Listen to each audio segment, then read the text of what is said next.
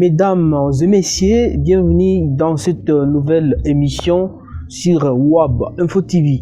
Dans cette émission décryptage, nous allons parler des élections, mais aussi la question de l'insécurité. L'Angola a annoncé récemment l'envoi des troupes angolaises sur le sol congolais afin d'appuyer le FARDC sur la restauration de la paix à l'est de la RDC, notamment le M23 qui continue à faire semblant de se retirer, mais avec d'autres idées derrière la tête. Et ils ont dénoncé la violation du cessez-le-feu. Alors, je reçois dans cette émission M. Théogène Koundie. Il est cadre de MLC, parti cher à Jean-Pierre Bima. Bonjour, M. Théogène. Bonjour, monsieur le journaliste. Et j'en profite pour saluer et lancer mes vibrants hommages, si pas salutations, à tous les spectateurs à Paris. Alors, vous, quel est votre regard sur d'abord la question de l'enrôlement qui est toujours en cours? La CENI a prorogé, je vais dire, les jours de l'enrôlement dans les 3e aires opérationnelles ici dans la province de Nord Kivu pour 15 jours jusqu'au 1er avril. Depuis le début de ce processus, est-ce que pour vous, la population a trouvé le moyen de s'enrôler, parce qu'il y en a ceux qui se plaignent pour recevoir des cartes, parce que la plupart ont dénoncé les trafics d'influence notamment et aussi la corruption? Oui, merci beaucoup, monsieur le journaliste. Je remercie aussi d'avoir reçu cette invitation sur votre chaîne, votre plateau. Je profite aussi encore une fois de lancer, en tout cas, de souhaiter mes voeux le meilleur, surtout aux femmes, à nos mamans qui pratiquement sont en train de jouir de leur mois qui leur est dédié au niveau international, qui est le mois de mars. Parlant de la question qui nous concerne, c'est la question qui est tellement importante parce que c'est la question qui déclenche déjà les processus électoraux.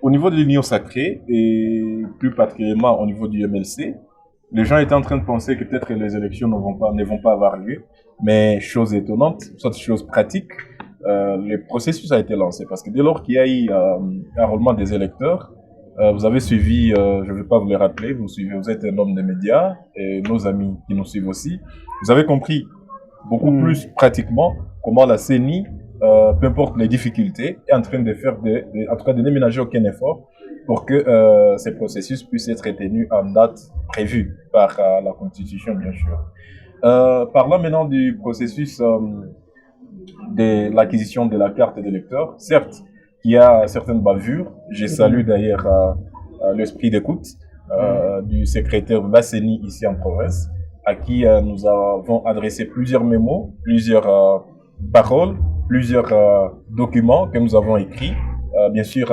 dénonçant certaines irrégularités qui étaient en train de se manifester au niveau de certains centres où nos mamans étaient en train de venir et se rendre compte que ce ne sont pas elles ni nos papas qui sont servis pendant qu'ils ont passé du temps là-bas. Et donc, nous avons eu quand même un échange beaucoup plus fructueux entre nous et la commission au niveau provincial, donc la commission électorale, représentée par, bien sûr, le secrétaire au niveau provincial. Nous avons donc eu cet échange et nous sommes en train maintenant de comprendre parce que vous avez compris qu'il y a même des arrestations. Il y a des personnes qui n'ont pas qui n'ont pas eu accès à leur bureau, à leur job au niveau de la CENI parce que ces gens se sont fait avoir soit ces personnes se sont laissées plonger dans des irrégularités que nous on n'a pas pu supporter. Et voilà donc, certes il y a encore quelques dérapages, mais nous saluons quand même parce que déjà on comprend que le processus est en train de s'améliorer. Il y avait une question, il y avait un grand problème, si pas une équation. La population dont nous faisons partie, bien sûr, étions en train de nous poser la question comment ça va se passer parce que déjà le 1 mois qui était prévu était déjà en train de s'écouler. Et voilà, vous avez suivi, vous venez aussi de les mentionner, la prorogation, bien sûr, de 15 jours pour que tout le monde puisse avoir sa carte parce que la carte d'électeur, c'est un droit de tout un citoyen congolais, surtout que pour le moment, c'est la carte qui joue substitut de la carte d'identité. Et donc, tout le monde doit avoir sa carte et tout le monde doit comprendre que la carte n'est pas quelque chose qui doit être monnayé, mais plutôt un droit. pour tout citoyen congolais. Avec toutes ces difficultés, notamment les trafics d'influence et la corruption, pensez-vous que dans les 15 jours, vraiment, la population aura vraiment accès à toutes ces cartes? Parce que la population jusque-là se plaigne. Oui, absolument. Alors que absolument. c'est leur droit. Moi, je vous comprends, monsieur le journaliste. En fait, je vous comprends et je vous donne en fait raison sur certains points. Mais je n'aimerais pas quand même parler de trafic d'influence. Je n'aimerais pas non plus parler de la corruption. Parce que je vous ai dit que certains cas qui présentaient des tentatives, ce n'est pas vraiment, je pense que vous pesez bien les termes et vous êtes francophone comme moi. Quand on parle de tentatives de corruption, n'est pas corruption. Ceux-là qui présentaient des tentatives de corruption sont des personnes, soit des tentatives d'usage de trafic d'influence, sont des personnes qui ont été mises hors système. Vous comprenez? Et nous sommes toujours en train d'appeler toute la population de pouvoir faire de son mieux que, une fois ils comprennent, soit ils sont victimes de l'une de ces situations, soit la corruption, soit le trafic d'influence, ils doivent dénoncer. C'est leur pays, c'est leur sol. Comment vous zigouillez dans votre propre pays pendant que vous avez tous les droits qui vous méritent. Donc, lorsque vous remarquez certaines de ces irrégularités, qu'est-ce que vous allez faire? Nous vous prions humblement de pouvoir dénoncer.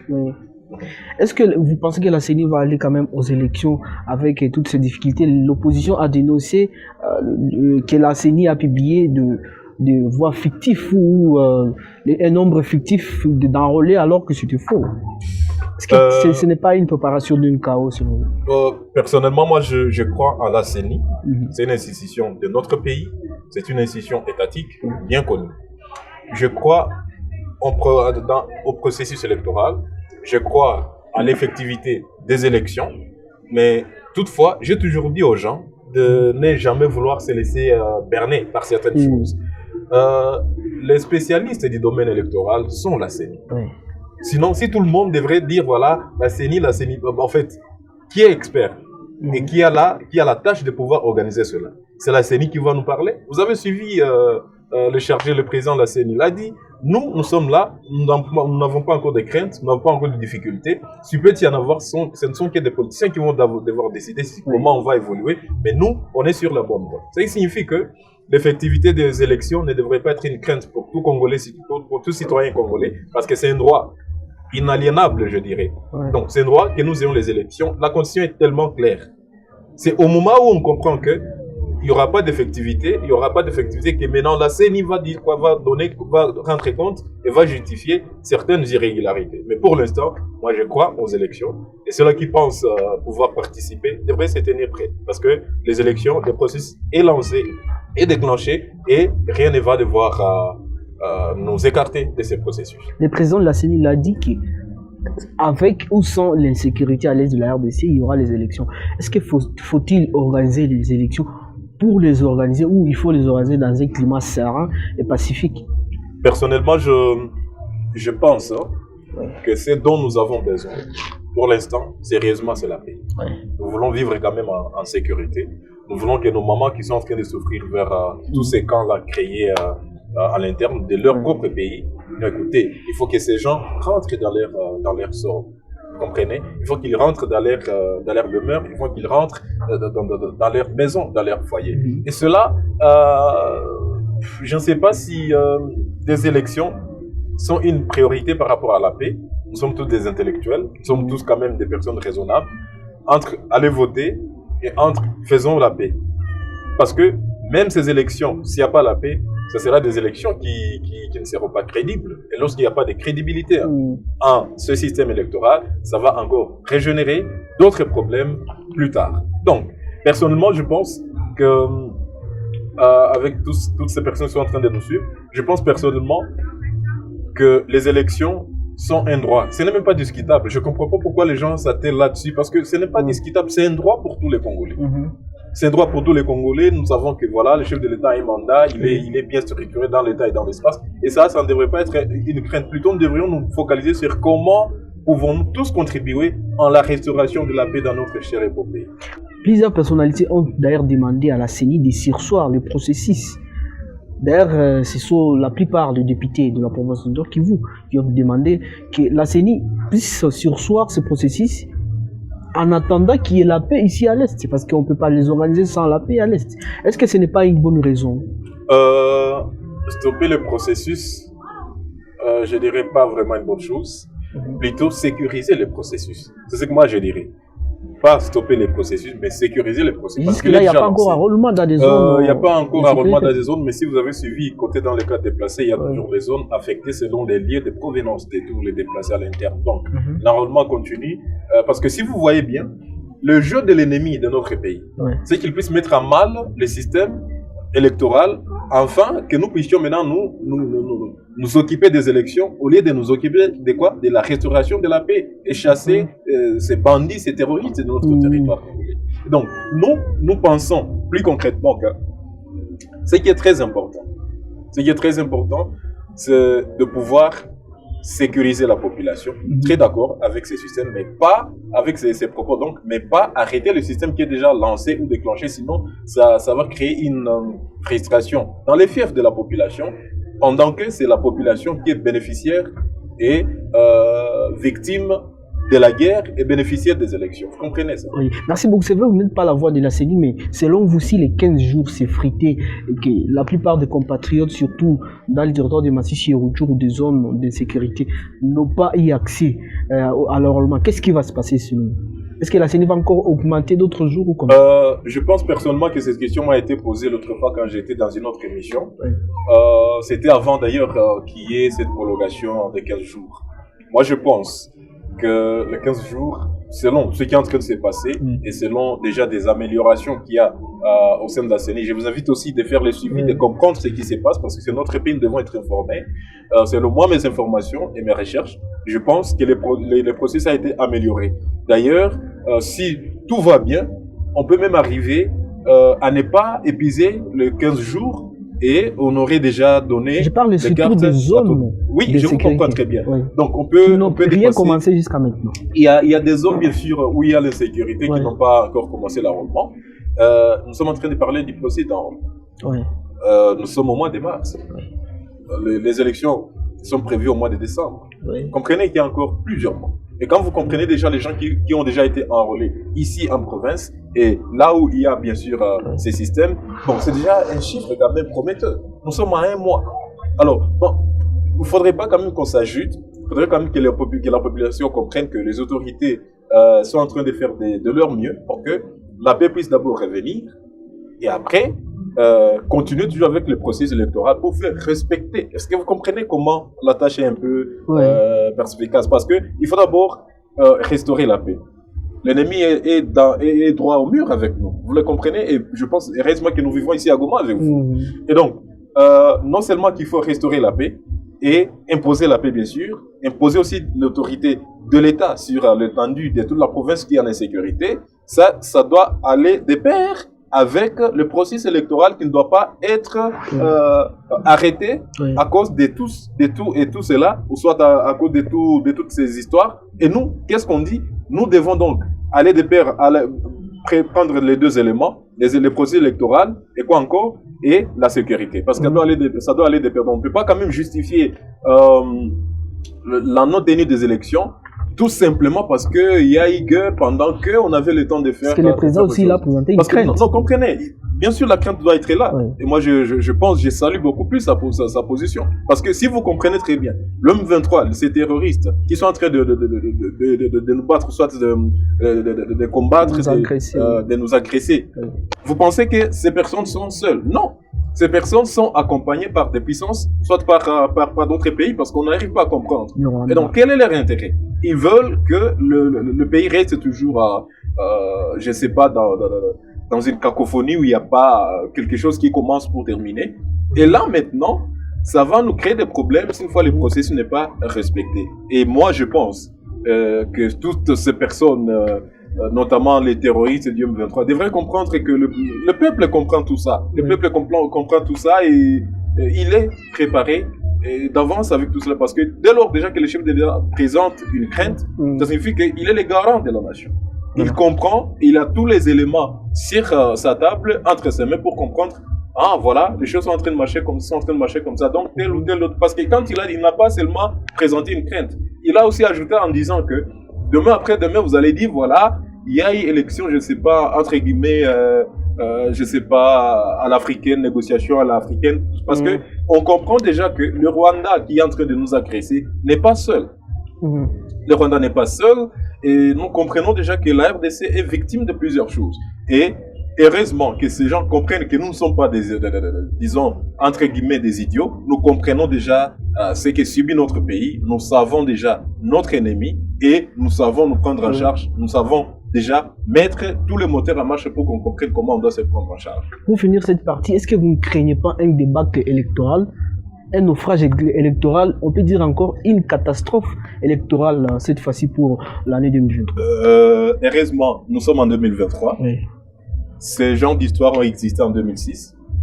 Et après, quelques dérapages en 2011. Et voilà, en 2018.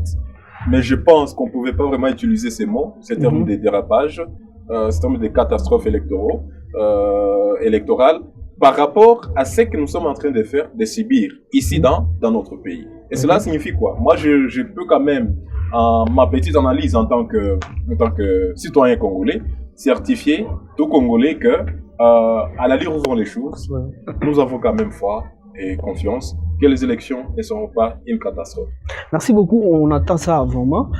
Alors, parlons un peu de cette question de l'insécurité. L'Angola a annoncé l'envoi des troupes sur les sols congolais. Pour vous, l'annonce de ces troupes, ça signifie que le président est en train de s'écarter petit à petit de l'EAC ou comment? Je vais toujours partir de l'analyse, soit de la compréhension selon laquelle nous sommes tous des Congolais. Et nos amis téléspectateurs qui sont en train de nous suivre sont quand même bien informés sur ce qui se passe dans notre pays. Parce que j'ai beaucoup aimé, au moins, un avantage avec les nouvelles technologies, c'est que nous sommes quand même bien informés à tout moment où quelque chose se passe. L'EAC, ce sont nos invités. Que nous avons invités, que le gouvernement congolais a invités, pour que l'EAC puisse nous donner un coup de main, un coup de pouce, afin de faire quoi? D'écarter les terroristes du M23 dehors. Mais avec une lenteur que vous êtes en train de comprendre, ça arrive même à frustrer la population. Ça arrive à frustrer même, on arrive même à se poser la question, mais ces gens jusque-là, qu'est-ce qui se passe? Notre pays a une grande histoire avec l'Angola. Je ne sais pas, vous avez suivi. Nous avons une grande histoire avec l'Angola. C'est un pays ami, un pays tellement ami qu'il ne serait pas étonnant que ce soit l'Angola qui vienne. D'ailleurs, moi personnellement, je crois... Ils sont blancs comme neige, ils n'ont pas de soupçons qui soutiennent les rebelles. Voilà, moi je crois qu'avec leur arrivée, même ceux-là qui prenaient leurs pieds aux côtés des amis de l'East African Community vont peut-être cette fois-ci pouvoir accélérer les choses afin que les choses puissent bien marcher et que la population puisse retourner dans ses domiciles respectifs. Qu'est-ce que l'Angola va faire concrètement? Quels seront les résultats selon vous? Le résultat... Est-ce qu'ils ne seront pas là comme des spectateurs comme la MONUSCO? Comme la MONUSCO et d'autres. Bon, je ne sais pas si c'est vous qui le dites, ce ne sont pas mes mots. L'Angola, c'est un pays ami. Et si vous suivez très bien le président Joao Lourenço de l'Angola, c'est un ami de la République démocratique du Congo. Et c'est en même temps un facilitateur de pourparlers, vous voyez, entre les groupes armés et la République démocratique du Congo pour que la paix puisse être bien restaurée. Ce qui signifie qu'il comprend mieux le vrai danger, les problèmes des Congolais, au point de dire, voilà, bien que d'autres troupes de l'East African Community vont toujours venir, voilà, moi je trouve mieux de pouvoir faire quoi? De pouvoir déjà vous aider avec mes troupes afin qu'on puisse faire quelque chose. En fait, pour dire concrètement, qu'est-ce qu'on attend des troupes angolaises?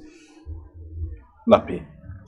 La paix et la sécurité, c'est ça les soucis du peuple congolais, les soucis du président de la République, les soucis de toute autorité congolaise qui a vraiment l'amour de ce pays. Nous attendons tous la paix et la sécurité.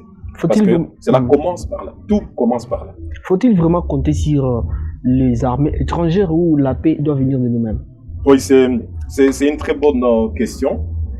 Devrions-nous compter sur les troupes étrangères, si pas sur l'aide étrangère pour que notre pays puisse être en sécurité? Non, bien sûr que non.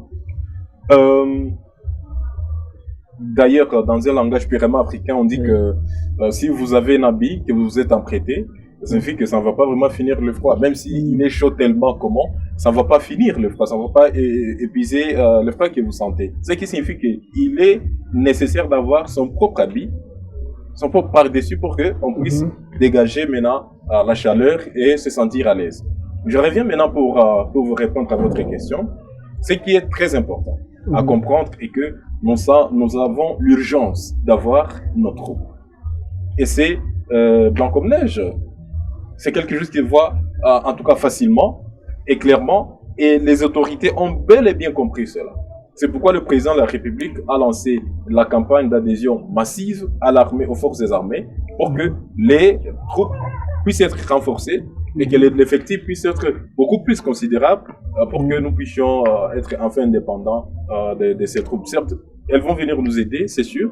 On ne peut pas quand même être honteux. Ils n'ont pas un mandat offensif. On ne peut pas quand même être honteux de demander de l'aide à tel ou tel autre ami lorsqu'on est mal à l'aise, lorsqu'on est incapable. Mais à un moment donné, on va quand même rentrer. Mandat défensif, offensif ou pas, personnellement, moi je pense que ces gens ne sont pas venus pour s'asseoir ici.